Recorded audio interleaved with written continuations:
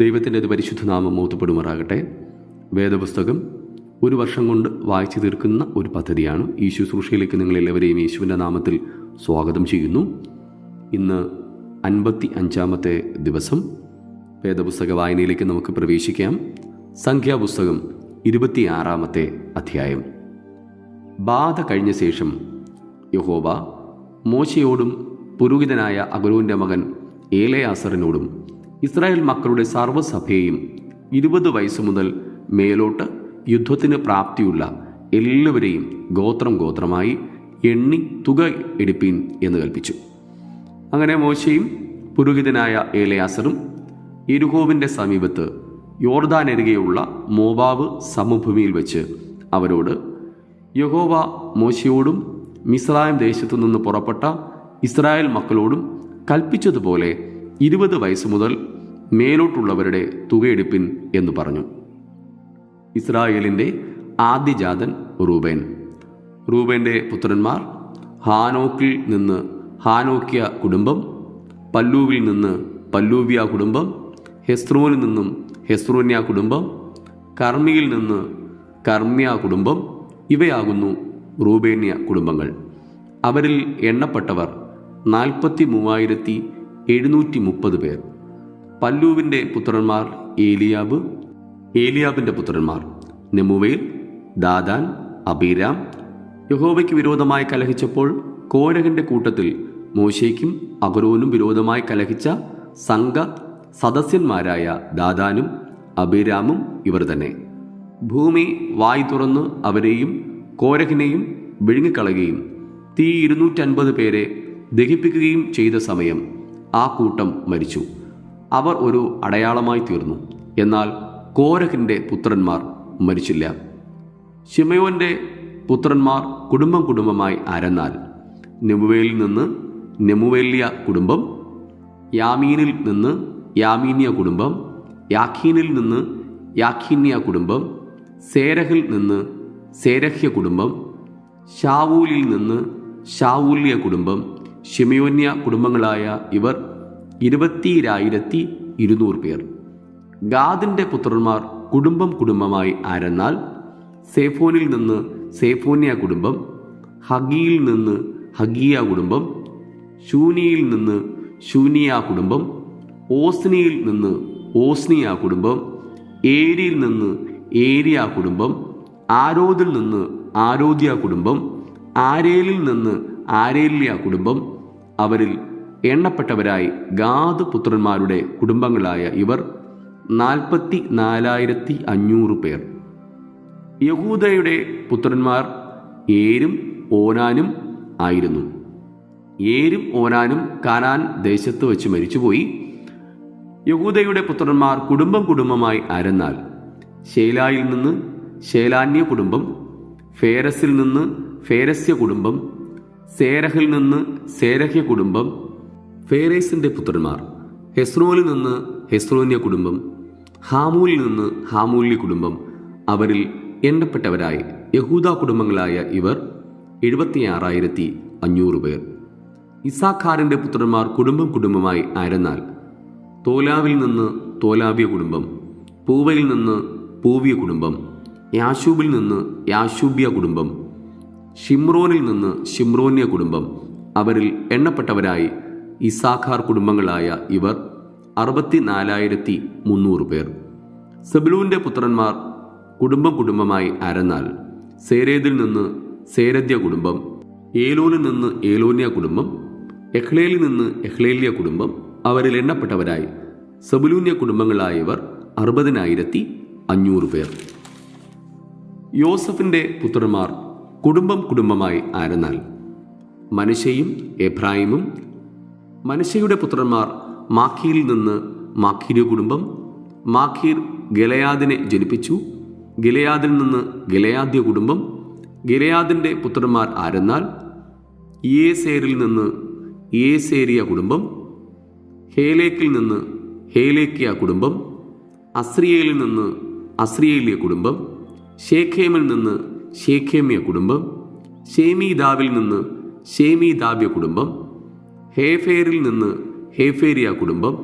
ഹേഫേരിൻ്റെ മകനായ സേലോഫാഹാദിന് പുത്രിമാർ അല്ലാതെ പുത്രന്മാരുണ്ടായില്ല. സേലോഫാഹാദിൻ്റെ പുത്രിമാർ Mahlah, Nova, Hoglah, Milkha, Tirzah എന്നിവരായിരുന്നു. അവരിൽ എണ്ണപ്പെട്ടവരായി മനശ്ശെ കുടുംബങ്ങളായ ഇവർ 52,700 പേർ. എഫ്രായീമിൻ്റെ പുത്രന്മാർ കുടുംബമായി ആരെന്നാൽ ശൂദേലഹിൽ നിന്ന് ശൂദേലഹ്യ കുടുംബം, ബേഖേരിൽ നിന്ന് ബേഖേരിയ കുടുംബം, തഹനിൽ നിന്ന് തഹന്യ കുടുംബം. ശൂദേലഹിൻ്റെ പുത്രന്മാർ ആരെന്നാൽ ഏരാനിൽ നിന്ന് ഏരാന്യ കുടുംബം. അവരിൽ എണ്ണപ്പെട്ടവരായി എഫ്രായിമ്യ കുടുംബങ്ങളായ ഇവർ 32,500 പേർ. ഇവർ കുടുംബമായി യോസഫിൻ്റെ പുത്രന്മാർ. ബെന്യാമീൻ്റെ പുത്രന്മാർ കുടുംബമായി ആരെന്നാൽ ബേലയിൽ നിന്ന് ബേലാവ്യ കുടുംബം, അസ്ബേലിൽ നിന്ന് അസ്ബേല്യ കുടുംബം, അഹീരാമിൽ നിന്ന് അഹീരാമ്യ കുടുംബം, ഷെഫൂമിൽ നിന്ന് ഷെഫൂമിയ കുടുംബം, ഹൂഫാമിൽ നിന്ന് ഹൂഫാമിയ കുടുംബം. ബേലിയുടെ പുത്രന്മാർ അർദും നാമാനും ആയിരുന്നു.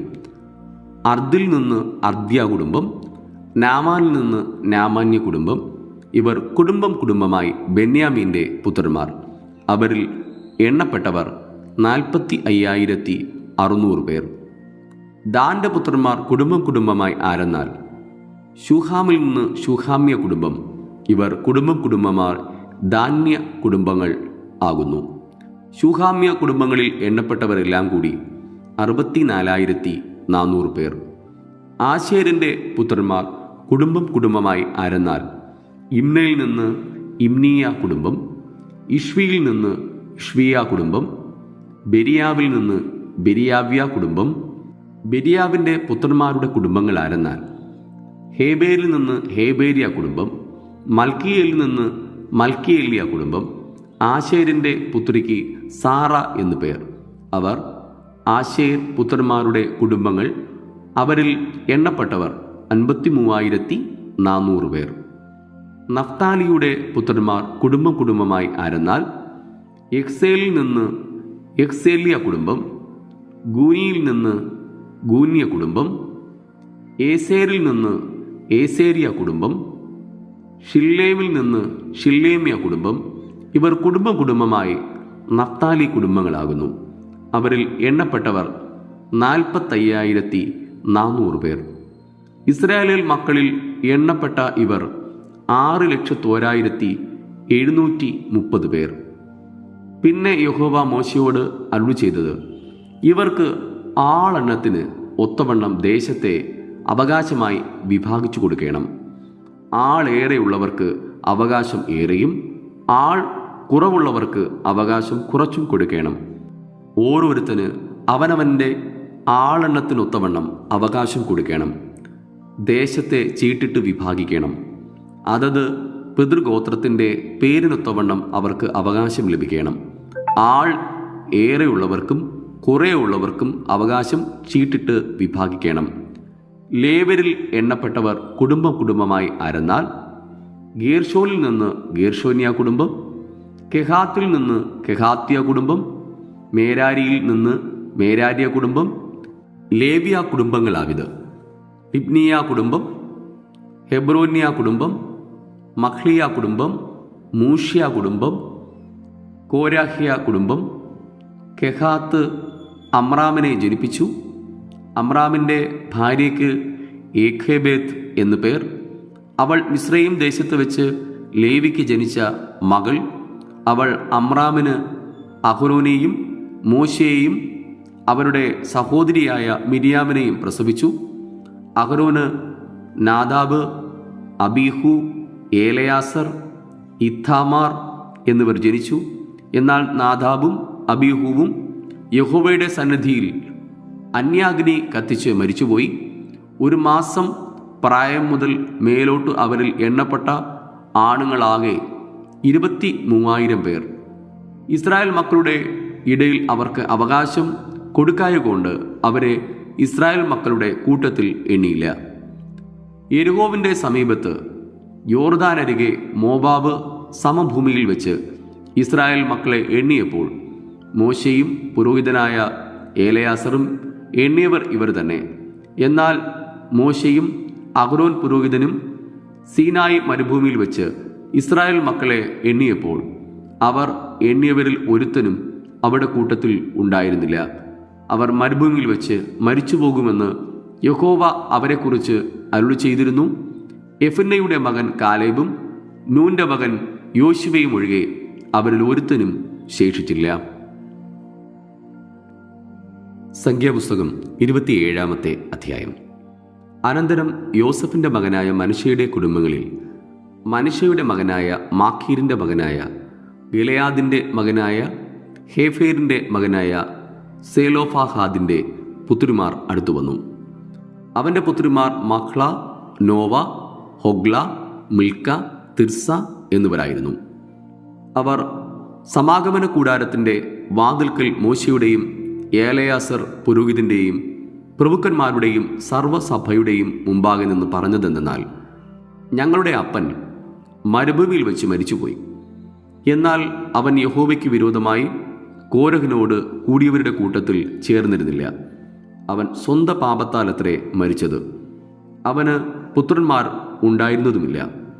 ഞങ്ങളുടെ അപ്പന് മകനില്ലായകൊണ്ട് അവൻ്റെ പേർ കുടുംബത്തിൽ നിന്ന് ഇല്ലാതെയാകുന്നത് എന്ത്? അപ്പൻ്റെ സഹോദരന്മാരുടെ ഇടയിൽ ഞങ്ങൾക്കൊരു അവകാശം തരയണം. മോശെ അവരുടെ കാര്യം യഹോവയുടെ മുമ്പാകെ വെച്ചു. യഹോവ മോശയോട് അരുളി ചെയ്തത്, സേലോഫാഹാദിന്റെ പുത്രന്മാർ പറയുന്നത് ശരി തന്നെ. അവിടെ അപ്പൻ്റെ സഹോദരന്മാരുടെ ഇടയിൽ അവർക്കൊരവകാശം കൊടുക്കണം. അവരുടെ അപ്പൻ്റെ അവകാശം അവർക്ക് കൊടുക്കണം. നീ ഇസ്രായേൽ മക്കളോട് പറയേണ്ടത് എന്തെന്നാൽ, ഒരുത്തൻ മകനില്ലാതെ മരിച്ചാൽ അവൻ്റെ അവകാശം അവൻ്റെ മകൾക്ക് കൊടുക്കണം. അവന് മകൾ ഇല്ലാതിരുന്നാൽ അവൻ്റെ അവകാശം അവൻ്റെ സഹോദരന്മാർക്ക് കൊടുക്കണം. അവന് സഹോദരന്മാർ ഇല്ലാതിരുന്നാൽ അവൻ്റെ അവകാശം അവൻ്റെ അപ്പൻ്റെ സഹോദരന്മാർക്ക് കൊടുക്കണം. അവൻ്റെ അപ്പന് സഹോദരന്മാർ ഇല്ലാതിരുന്നാൽ നിങ്ങൾ അവൻ്റെ കുടുംബത്തിൽ അവൻ്റെ അടുത്ത ചാർച്ചക്കാരന് അവൻ്റെ അവകാശം കൊടുക്കണം. അവനത് കൈവശമാക്കണം. ഇത് യഹോവ മോശയോട് കൽപ്പിച്ചതുപോലെ ഇസ്രായേൽ മക്കൾക്ക് ന്യായപ്രമാണം ആയിരിക്കണം. അനന്തരം യഹോവ മോശയോട് കൽപ്പിച്ചത്, ഈ ആബാരീം മലയിൽ കയറി ഞാൻ ഇസ്രായേൽ മക്കൾക്ക് കൊടുത്തിരിക്കുന്ന ദേശം നോക്കുക. അത് കണ്ട ശേഷം നിന്റെ സഹോദരനായ അഹ്റോനെ പോലെ നീയും നിന്റെ ജനത്തോട് ചേരും. സഭയുടെ കലഹത്തിങ്കൽ നിങ്ങൾ സീൻ മരുഭൂമിയിൽ വെച്ച് അവർ കാണുക വെള്ളത്തിൻ്റെ കാര്യത്തിൽ എന്നെ ശുദ്ധീകരിക്കാതെ എൻ്റെ കൽപ്പനയെ മറുത്തതുകൊണ്ട് തന്നെ. സീൻ മരുഭൂമിയിൽ കാദേശിലെ കലഹജലം അതുതന്നെ. അപ്പോൾ മോശെ യഹോവയോട്, യഹോവയുടെ സഭ ഇടയിലില്ലാത്ത ആടുകളെപ്പോലെ ആകാതിരിപ്പാൻ തക്കവണ്ണം അവർക്ക് മുമ്പായി പോകുവാനും അവർക്ക് മുമ്പായി വരുവാനും അവരെ പുറത്തു കൊണ്ടുപോകുവാനും അകത്തു കൊണ്ടുവരുവാനും സകല ജഡത്തിൻ്റെയും ആത്മാക്കളുടെ ദൈവമായ യഹോവ സഭയുടെ മേൽ ഒരാളെ നിയമിക്കുമാറാകട്ടെ എന്ന് പറഞ്ഞു. യഹോവ മോശയോട് കൽപ്പിച്ചത്, എൻ്റെ ആത്മാവുള്ള പുരുഷനായി നൂന്റെ മകനായ യോശുവയെ വിളിച്ച് അവൻ്റെ മേൽ കൈവച്ച് അവനെ പുരോഹിതനായ ഏലയാസറിൻ്റെയും സർവ്വസഭയുടെ മുമ്പാകെ നിർത്തി. അവർ കാണുക അവന് ആജ്ഞ കൊടുക്കാം. ഇസ്രായേൽ മക്കളുടെ സഭയെല്ലാം അനുസരിക്കേണ്ടതിന് നിന്റെ മഹിമയിൽ ഒരംശം അവൻ്റെ മേൽ വയ്ക്കണം. അവൻ പുരോഹിതനായ ഏലയാസറിൻ്റെ മുമ്പാകെ നിൽക്കണം. അവൻ അവന് വേണ്ടി യഹോവയുടെ സന്നിധിയിൽ ഊരീം മുഖാന്തരം അരുളപ്പാട് ചോദിക്കണം. അവനും ഇസ്രായേൽ മക്കളുടെ സർവ്വസഭയും അവൻ്റെ വാക്ക് പ്രകാരം പോകുകയും അവൻ്റെ വാക്ക് പ്രകാരം വരികയും വേണം. യഹോവ തന്നോട് കൽപ്പിച്ചതുപോലെ മോശെ ചെയ്തു. അവൻ യോശുവയെ വിളിച്ച് പുരോഹിതനായ ഏലയാസറിൻ്റെയും സർവ്വസഭയുടെ മുമ്പാകെ നിർത്തി അവൻ്റെ മേൽ കൈവച്ചു. യഹോവ മോശ മുഖാന്തരം കൽപ്പിച്ചതുപോലെ അവന് ആജ്ഞ കൊടുത്തു. ഇവിടെ ഇന്നത്തേക്കുള്ള വേദഭാഗം വായിച്ച് അവസാനിക്കുന്നു. വായിച്ചു കേട്ട തിരുവെഴുത്തുകളാൽ ദൈവം നമ്മേവരെയും അതിസമർത്ഥമായി അനുഗ്രഹിക്കുമാറാകട്ടെ. ആമേൻ.